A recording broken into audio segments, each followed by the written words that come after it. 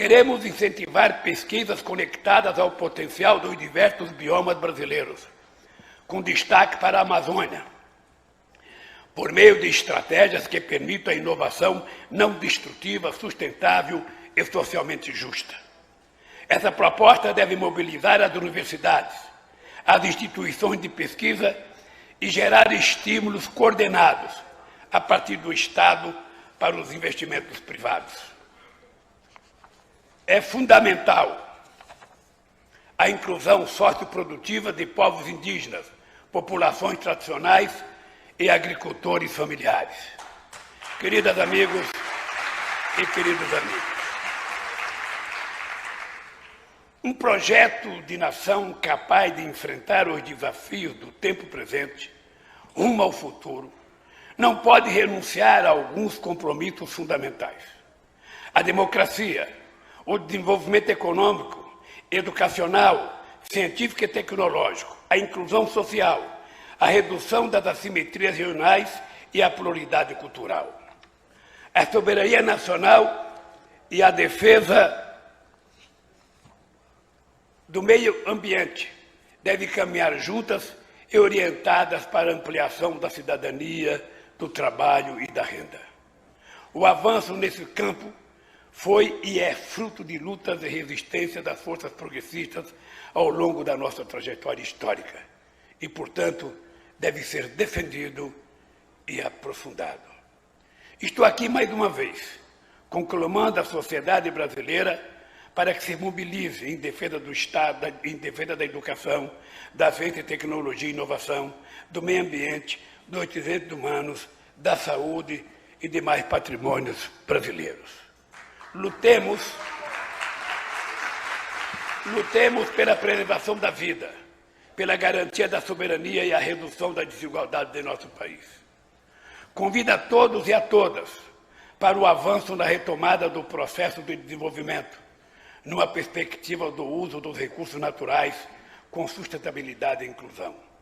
Vamos reconstruir juntos um país em que a fome seja extinta para sempre. Um país em que todos os brasileiros e brasileiras tenham acesso à educação, saúde, moradia, emprego com salário digno e direitos garantidos e oportunidades para conquistar uma vida melhor. Um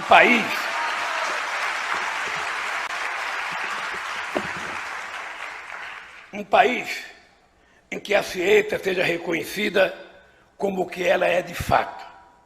É uma ferramenta extraordinária para o progresso da humanidade. E que esse progresso não seja jamais privilégio de poucos, mas um direito de cada brasileiro e de cada brasileira.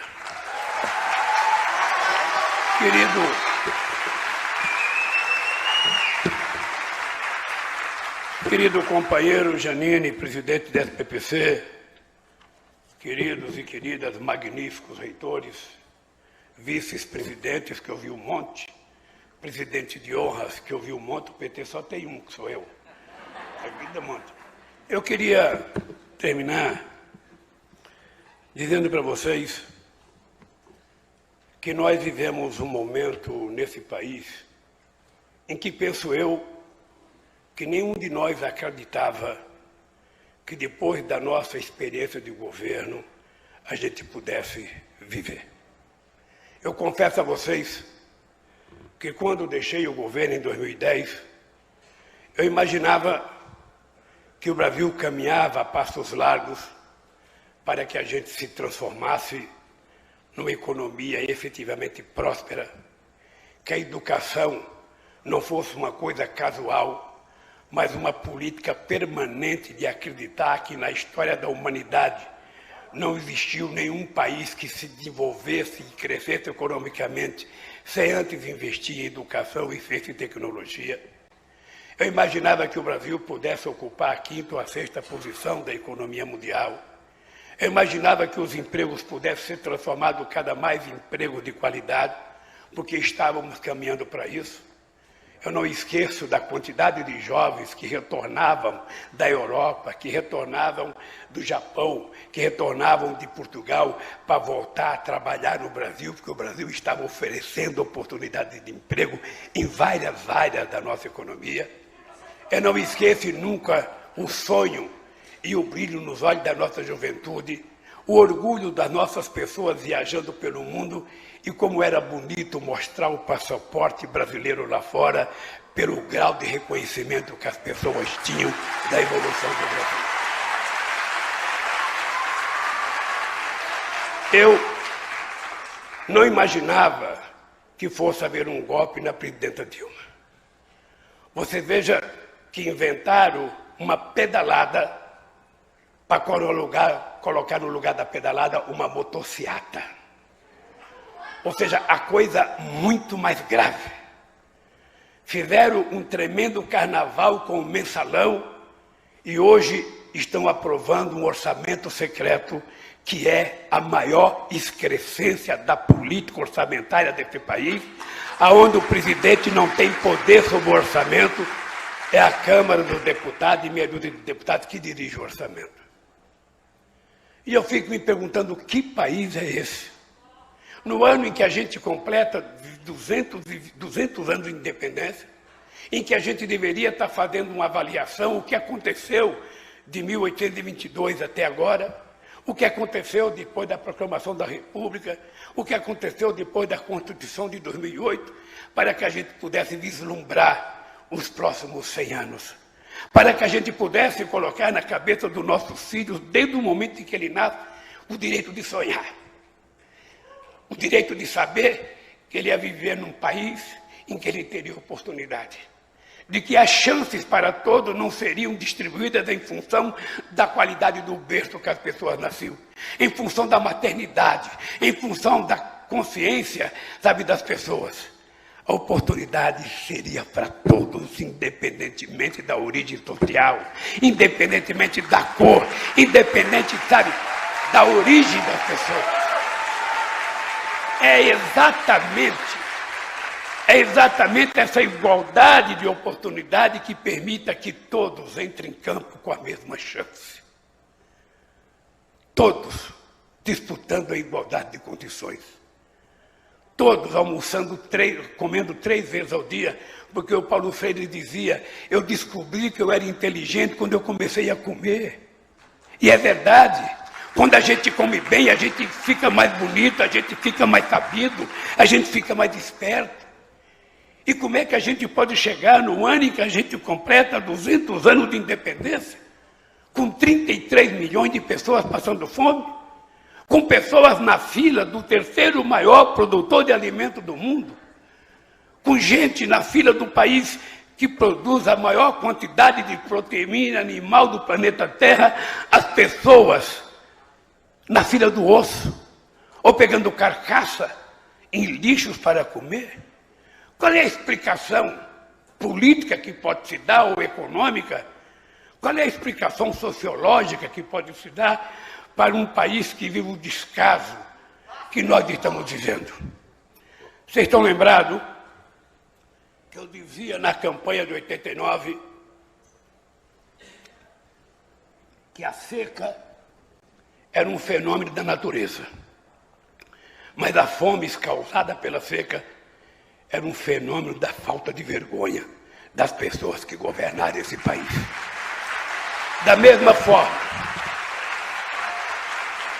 forma eu posso dizer para você, olhando no olho de cada mulher, de cada homem, de cada estudante, de que não tem explicação econômica você ter no planeta Terra 900 milhões de pessoas passando fome. A ciência já permitiu que a gente produzisse mais alimento do que a humanidade pode consumir. O que falta, então? Falta, primeiro, condições para que as pessoas tenham acesso àquele alimento. Falta dinheiro para as pessoas comprarem. E falta incentivo à produção. Aqui no Brasil, nós chegamos ao cúmulo de a Conab, que foi utilizada no nosso governo como um centro de garantir que a gente tivesse reservas alimentícias para, inclusive, regular preço, quando o preço no mercado estivesse muito caro. Era uma espécie de mercado regulador que a gente utilizava a Conab. Vocês estão lembrados quando começou a faltar alimento em 2008, nós criamos uma política chamada Mais Alimentos, para fazer com que o pequeno proprietário agrícola tivesse acesso a máquinas e implementos agrícolas para aumentar a sua produção. E naquele ano, Nelson Barbosa, a gente conseguiu vender 80 mil tratores de 80 cavalos, o que salvou a indústria automobilística da crise. Então, o que falta neste país tão extraordinário? O que falta nesse país que, quando a gente investe, a gente prova que a gente corre? O que falta nesse país de gente tão sabida e inteligente, desse povo tão extraordinário, para que a gente, uma vez na vida, se transforme numa grande nação? Eu já tenho 76 anos de idade. Eu não posso mais ficar pensando no país do futuro como eu pensava quando eu tinha 10. Nós precisamos concretizar que esse país se transforme efetivamente num país perceptível pelo nosso povo, num país que produza coisa que seja tangível para o nosso povo. A gente não pode continuar achando que nós somos obra do acaso. A gente não pode ficar vendo a elite brasileira discutir teto de gasto para garantir as reservas do sistema financeiro e não tem nada na questão social, não se discute política social.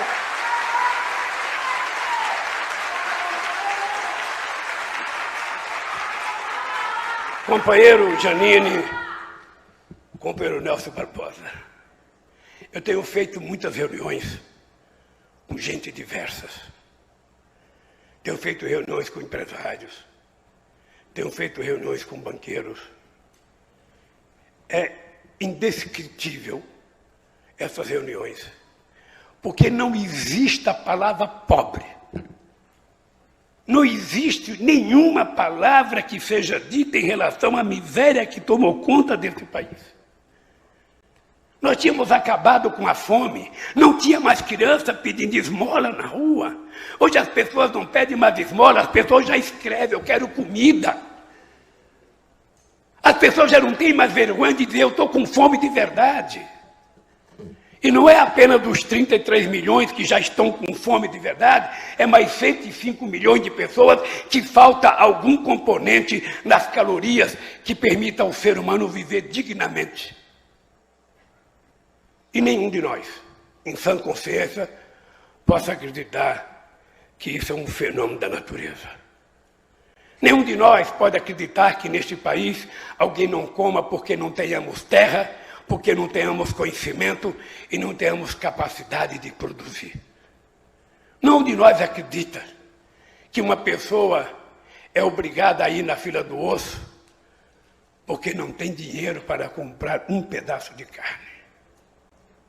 E muitas vezes nós nos tornamos insensíveis, porque a gente começa a normalizar essas coisas. A gente começa a achar que é assim mesmo.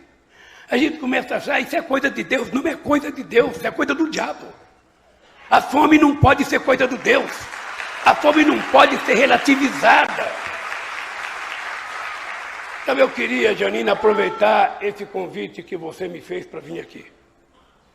Para além de falar de ciência e tecnologia, eu acho que a SBPC sempre foi um centro de debates acalorados de tudo que acontece nesse país. Para dizer para vocês, eu estou com 76 anos de idade. Eu digo todo dia que tenho energia de 30 e tesão de 20. Porque eu quero provar mais uma vez. Se prepare, Nelson Barbosa. Eu quero provar mais uma vez que a gente vai recuperar esse país definitivamente.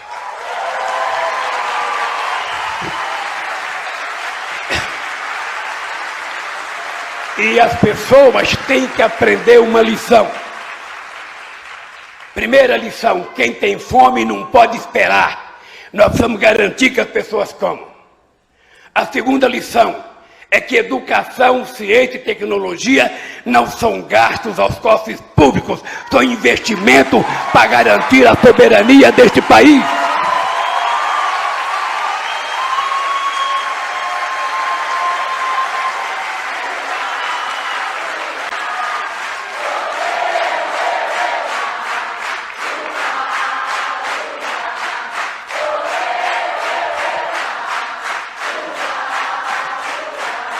As pessoas que vão assumir cargo de responsabilidade nesse país precisa aprender a fazer uma outra conta.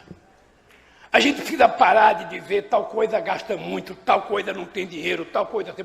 Nós temos que começar a nos perguntar todo dia quanto custou a este país não fazer as coisas no tempo certo. Quanto custou a esse país não fazer a reforma agrária quando há 50 anos atrás o mundo fez? Quanto custou a esse país acabar com a escravidão e, ao invés de dar emprego para o povo negro, resolveu colocá-lo na rua para chamá-lo de vagabundo e culpá-lo por toda a excrescência que acontece nesse país? Quanto custou a esse país ser o último país a fazer a independência? Quanto custou a esse país ser o último país do nosso continente a ter uma universidade? Porque a meninada muitas vezes não sabe disso. E eu digo em todo lugar que eu vou, o Peru foi descoberto em 1492, que foi a descoberta hispânica. Em 1554, o Peru já tinha a sua primeira universidade. E o Brasil foi descoberto em 1500. E a sua primeira universidade só foi feita em 1920. Qual é a explicação? Se a elite brasileira não gostava que o povo aprendesse, não gostava que o povo estudasse, não gostava que o povo lesse, porque a leitura permitiria ter conhecimento do que estava acontecendo no mundo. E me parece que a elite brasileira queria manter os brasileiros, os indígenas e os negros na ignorância absoluta, porque quando a gente não sabe, a gente muitas vezes é tangido como se fosse gado. E nós temos que ter a coragem de fazer daqui para frente o que a gente não teve coragem de fazer daqui para trás. É por isso que eu quero dizer para vocês, eu estou nessa disputa.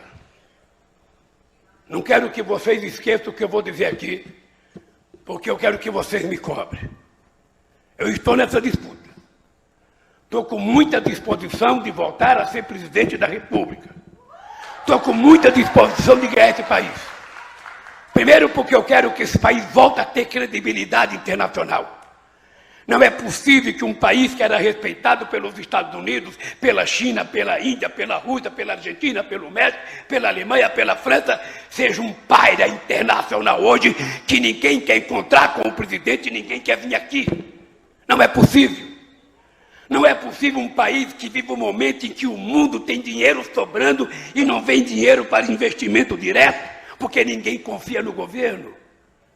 E quando vem para comprar as empresas públicas, e a gente quer dizer que vai parar com venda de empresa pública. Quem quiser investir, vem investir em coisas novas.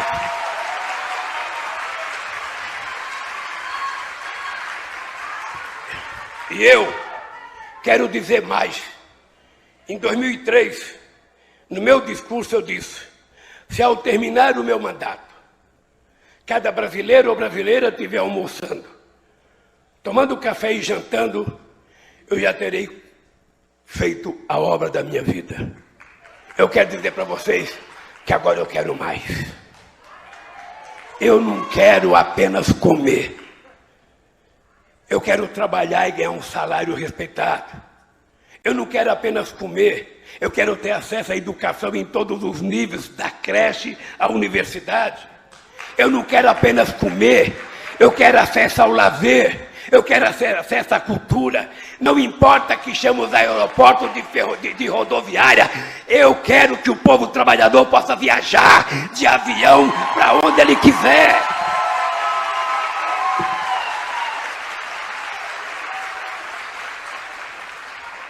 E eu volto com a disposição de não ficar discutindo o problema, Nelson. Eu quero discutir a solução. Eu quero discutir a solução. E eu vou dizer para vocês, para terminar, que eu já estou enchendo o saco de vocês também. Toda vez que a minha mãe estava na cozinha e que não tinha comida para fazer para os filhos, eu nunca vi a minha mãe reclamar. Ela falava, amanhã vai ter. Amanhã vai ter. E eu quero voltar para o governo para dizer que os problemas que tiver, não é para a gente ficar chorando em cima dos problemas, mas da gente dizer, amanhã não vai ter mais esse problema, porque nós vamos resolver o problema desse país. Eu volto e quero que vocês saibam, eu nunca tive tanta disposição como eu estou agora. E vocês sabem que eu deixei esse governo com 87% de bom e ótimo, 10% de regular e 3% de ruim e péssimo. E vocês sabem que eu não posso ter menos que isso. Eu não posso nem empatar. Eu tenho que ganhar. Então se preparem. Se preparem, porque se a gente ganhar, não sou eu que vou governar esse país. As conferências nacionais vão voltar a acontecer e é o povo que vai definir as políticas públicas desse país. A gente vai retomar o Ministério da Cultura, mais do que o Ministério da Cultura. A gente vai criar comitê de cultura em cada estado brasileiro, para ver se a gente consegue nacionalizar a cultura brasileira e não ficar vendo apenas a dança dos famosos. Nós queremos que o Sul conheça a cultura da Amazônia, a cultura do Amapá, a cultura do Vale do Jequitinhonha, a cultura do Vale do Mucuri. A cultura não é só o que eles mostram, é o que o país produz. E esse país vai voltar a exercer a democracia na sua plenitude. E vocês vão ter que trabalhar e lutar por isso. Um abraço, gente, um beijo no coração e até